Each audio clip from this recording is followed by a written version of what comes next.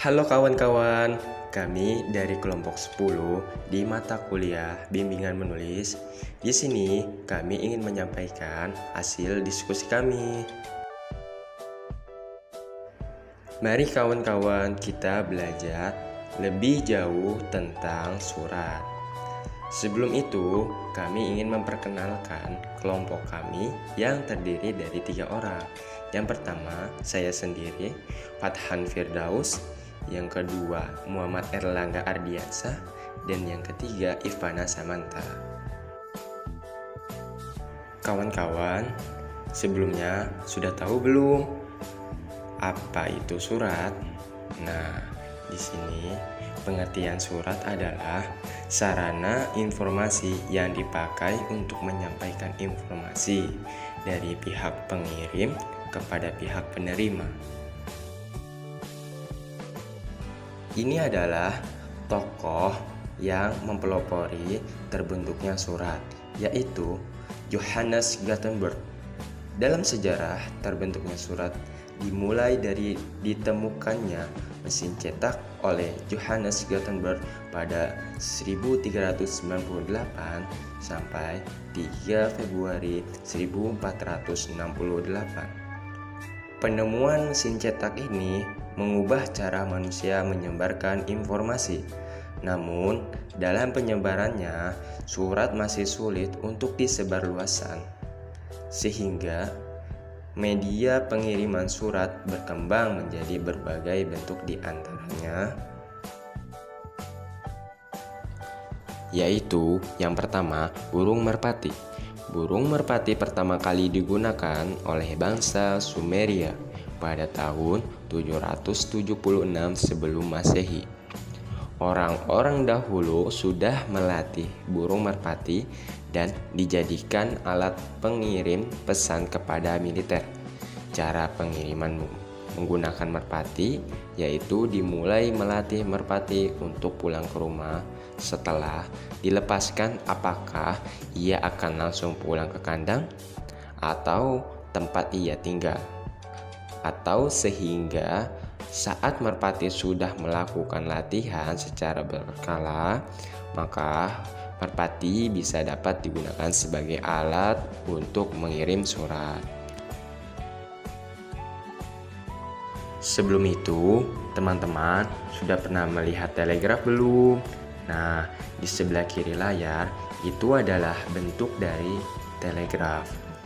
Telegraf merupakan sebuah mesin atau alat yang menggunakan teknologi telegrafi untuk mengirim dan menerima pesan dari jarak jauh. Telegraf ini diciptakan oleh seorang warga Amerika Serikat yang bernama Samuel F.B. Morse bersama dengan asistennya Alexander Bain. Kawan-kawan, siapa di sini pernah menggunakan mesin fax atau faksimil? Di layar ini terdapat bentuk dari mesin faksimil. Bentuk faksimil ini seperti perpaduan antara telepon rumah dengan mesin printer, yang dimana terdapat banyak tombol-tombol angka dan bentuknya seperti mesin cetak. Pengertian dari faksimil adalah teknologi telekomunikasi yang digunakan untuk menyalin dan mengirimkan dokumen yang serupa dengan aslinya menggunakan jaringan telepon ke mesin faks penerima yang kemudian bisa dicetak di kertas. Mesin faks pertama kali dibuat dan dipatenkan pada tahun 1843 oleh Alexander Bain, seorang fisikawan dari Skotlandia. Lalu yang terakhir, ada gadget.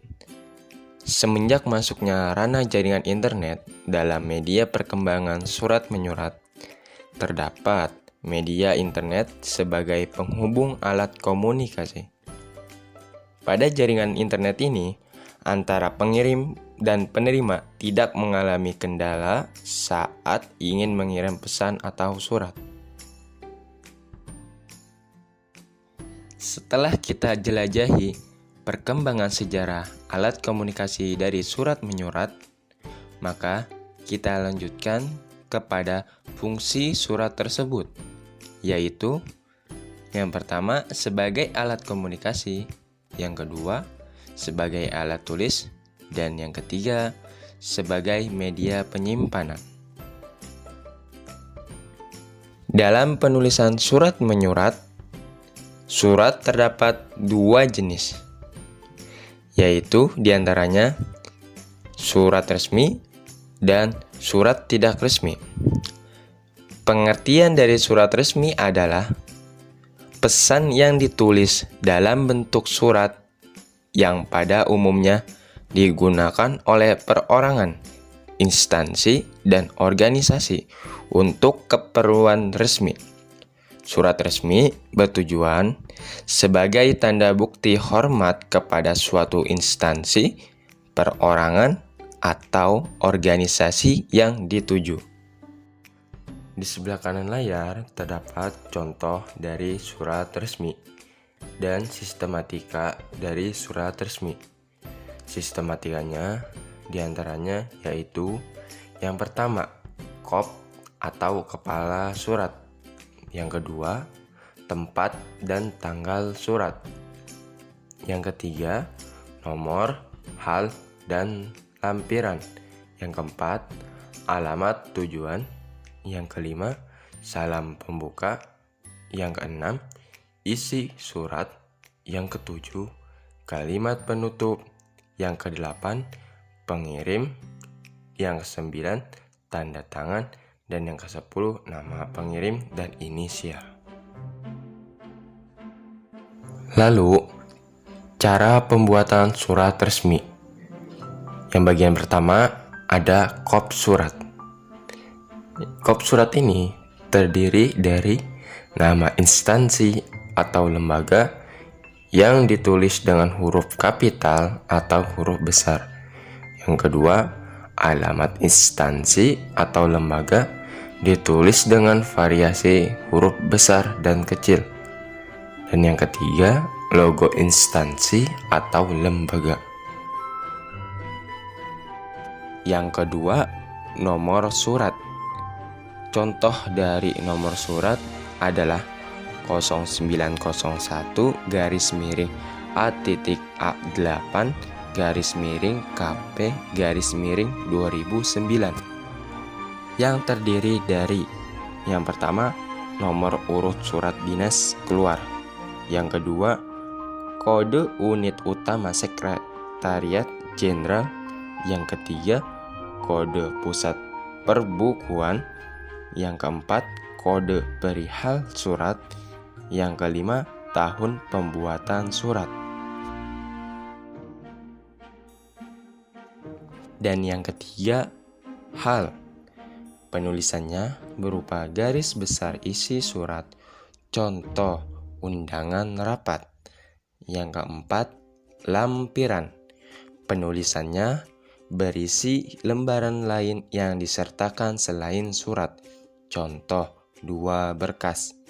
Yang kelima, tanggal surat. Penulisannya di sebelah kanan sejajar dengan nomor surat. Lalu yang keenam, alamat yang dituju. Penulisannya dilarang menggunakan kata kepada. Contoh, yang terhormat Bapak Erlangga. Yang ketujuh, pembuka atau salam pembuka. Penulisannya diakhiri dengan tanda koma. Contoh, dengan hormat, koma. Yang kedelapan, isi surat. Penulisannya berupa hari, tanggal, waktu, tempat, dan sebagainya, yang ditulis dengan huruf kecil, terkecuali penulisannya berdasarkan ejaan yang disempurnakan atau berdasarkan EYD. Yang terakhir, dalam pembuatan sistematika surat yang terdiri dari yang pertama, salam penutup, yang kedua, jabatan, yang ketiga, tanda tangan, yang keempat, nama. Lalu, kita masuk jenis surat yang kedua, yaitu surat tidak resmi. Pengertian dari surat tidak resmi adalah surat yang digunakan untuk mengirimkan informasi pribadi kepada keluarga, teman, dan orang lain. Surat ini dibuat tidak dalam bentuk formal karena isinya adalah hal-hal yang biasanya berkaitan dengan masalah pribadi, ucapan selamat, dan lain-lain. Biasanya, penulisan kata pada surat pribadi juga tidak menggunakan bahasa formal, melainkan menggunakan bahasa sehari-hari. Di sebelah kanan layar terdapat contoh dari surat tidak resmi dan sistematika dari surat tidak resmi. Sistematikanya terdiri dari yang pertama, tanggal surat, yang kedua, alamat tujuan, yang ketiga, salam pembuka, yang keempat, isi surat, yang kelima, kalimat penutup, yang keenam, salam penutup, yang ketujuh, tanda tangan, dan yang kedelapan, nama pengirim. Terima kasih atas perhatiannya dan sampai jumpa.